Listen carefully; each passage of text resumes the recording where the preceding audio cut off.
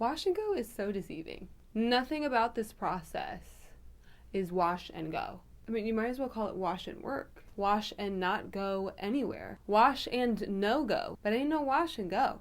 This is my current wash and go routine. I'm just going to continue to call it wash and go because that's how we understand it. But we know there's nothing quick, easy, or simple about this process, even though wash and go sounds very quick and easy. My process changes every now and then. The products sometimes change, sometimes the order changes. But this particular wash and go I have stuck with for a while now, several months, and I really like it. My hair has been and looked the best that has looked in a really long time. This is how my hair looked when I started. My hair was half up, half down. I can't remember what day this was. This must have been like day 7 hair at least, because if I have it half up, half down, it's usually like at the end of the week. So I'm taking it down. Not the best, most fun process. And then, gotta get that good head scratches. After having your hair up for that long, you need a full scalp massage. So I start off my process with golden magical castor oil that I keep in this bag because the bottle is so sticky. This castor oil is very thick, y'all. I like to pre-oil my hair. I've tried other products to pre-oil my hair. I've tried coconut oil before. I've tried olive oil, but castor oil, the thickness of it has just really helped my curls because my curls err on the side of being very dry. I've got several different brands of castor oil linked in my Amazon storefront and linked below this video that I've tried. Try any of them. Castor oil, to me, the brand is like the equivalent of trying different brands of olive oil. Like maybe you have your favorite brand of olive oil that you like to cook with, but at the end of the day, it really doesn't matter. They all work basically the same. Buy whatever brand you like. I start this process with just parting my hair into 4 different sections, and then I take small sections, just about that big, and I put about this much castor oil, not a whole lot for my first pump, just like 1 or 2 pumps from that jar that I used, and then I just put it on my hair. Very simple, very easy. There's not really a technique to it, other than making sure that when you section your hair and start applying the castor oil, start at the ends of your hair, because my ends are particularly dry and I want to make sure to get as much castor oil on them as possible. So get those ends, couple pumps, and then work your way up the hair. So I'm like pumping castor oil into my hand and then I'm putting it on my hair so that the entire piece has castor oil on it. So do that for the rest of that section and then work your way around the other sections. People sometimes ask if castor oil has a smell to it. It smelled kind of like peanuts, almost like a nutty sort of smell is what it's been described as, which is about right. So it's not a terrible smell, but the best part is that when you put the castor oil in your hair and then wash it out afterwards, you don't smell it. I do have to warn you, the castor oil is very thick. It takes me so long to wash it off of my hands. It's not even just sticky, it's like a thick sticky. Like it just feels like it never comes off. That's why I keep the castor oil bottle in that bag so that everything doesn't get sticky. Right, that's what my hair looks like with the castor oil on it. This is what it looks like after I have washed my hair. So you can see all the steam on my shower door over there because I just finished washing everything out. This is the shampoo and conditioner I use. Sea Kelp from Curls and Coconut Sublime from Curls. When I have the conditioner in my hair, that's when I detangle with this brush. You can see there's still conditioner on it. I put as much conditioner on my hair as possible, and it just adds a little bit more what I would call like slip to my hair. Like it's just a little bit more slippery, and so it's easier for me to detangle there, and I don't have to buy a separate detangler product. All right, this stuff is gold for my hair. It's from Apogee. It's just a protein spray. I start my process after I've washed my hair with that. I've just parted my hair similar to before, and I spray the protein spray into my hair. Now, you've got to use your best judgment after you try this. Don't use too much of this spray. You can see I'm spraying a good amount because I have a really thick hair, so if you have thick hair, use this much. But if you spray too much, your hair will get hard and crackly after you are done putting product in it, and you don't want that. So just, start off with a small amount, and if you don't see a big difference, add more.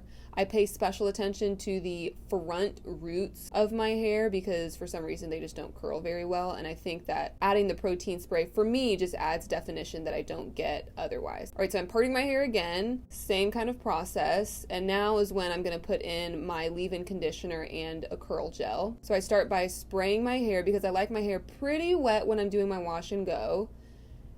brush it out a little bit. Again, I've already detangled in the shower, so this didn't take long to run a brush through my hair again, even though I've now put a bunch of random products in it. Well, I guess just one random product in it. And then this is the leave-in conditioner and the curl control jelly I'm using from Curls. I start off with the leave-in conditioner. I apply it at the ends of my hair and then work my way up because your ends are the driest, they're the oldest part of your hair, so I always start adding products there. And then now I'm taking about this much of the curl control jelly, and again, starting at the ends of my hair, I want those to be defined, and working my way up. I use a ton of this curl control jelly, and I really like it because no matter how much I use, my hair doesn't become dry and crackly and flaky and hard, so I just use a ton. So after I've applied it, now I'm going to finger coil every single one of my curls. Yes, this takes a very long time. So I have applied more curl control gel to my hands. I start at the middle of the hair strand, work my way down, and then go a little higher and work my way down again. The trick to this is finding the curls that naturally group together. Find a decently sized group of curls, like the one towards the left, right there. See, it's already curled, it's already in a section by itself. All I'm doing is further defining it. I'm not like creating new curl groups. This one, if you see like tiny little strands, of course, put them together, because that tiny strand, if I did it by itself, would just look bad.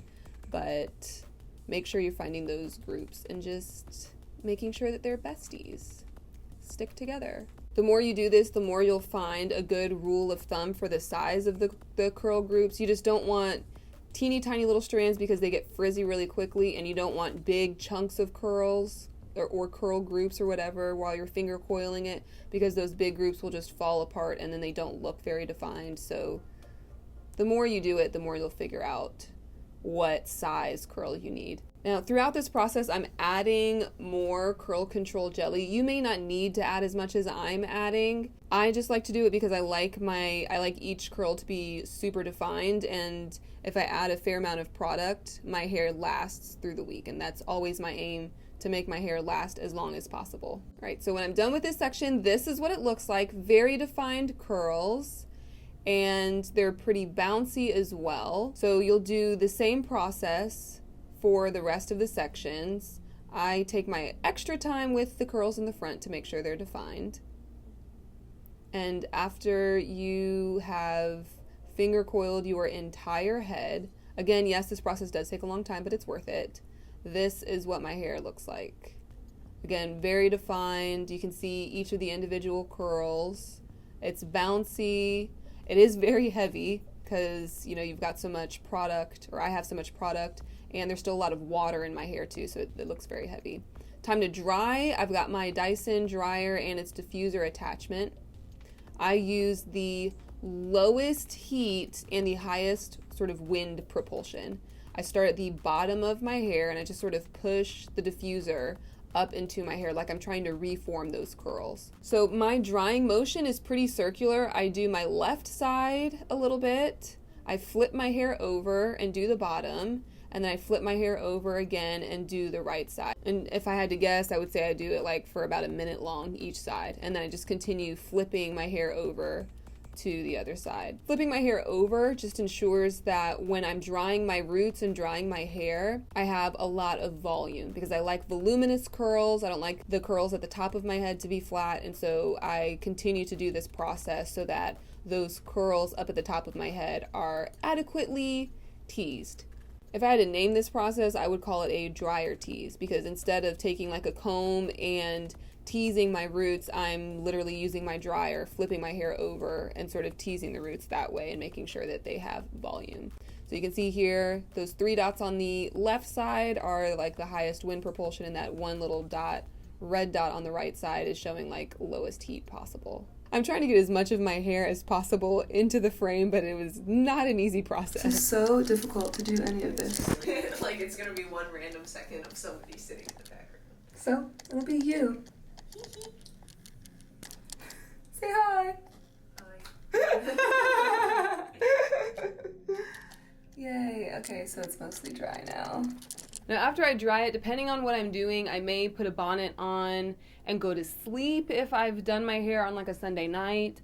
I may put a bonnet on and do my makeup and start my day, which is really convenient because when I have my bonnet on, it keeps my hair out of my face when I'm doing my makeup. So whatever it is, I'm putting the bonnet on and doing something. So while I'm busy doing that, make sure you subscribe to my channel, like this video, and most importantly, if you guys have questions, please comment below. I love answering your questions or even creating videos to answer your questions. All right, let's fast forward and get to the end, the final product. Here it is. After I was finished drying my hair, all I did was add a little bit of argan oil to the ends of my hair and brush down my edges a little bit, and we've got these voluminous, juicy, shiny curls that are bouncy, they're light, they're well defined, and they've got a lot of volume. Importantly, they're very touchable because I don't have a lot of residue on my hair. I touch my hair all the time and I don't like having to wipe my hands off, so it's very touchable. This is a close-up of those curls, so you can see they're pretty well defined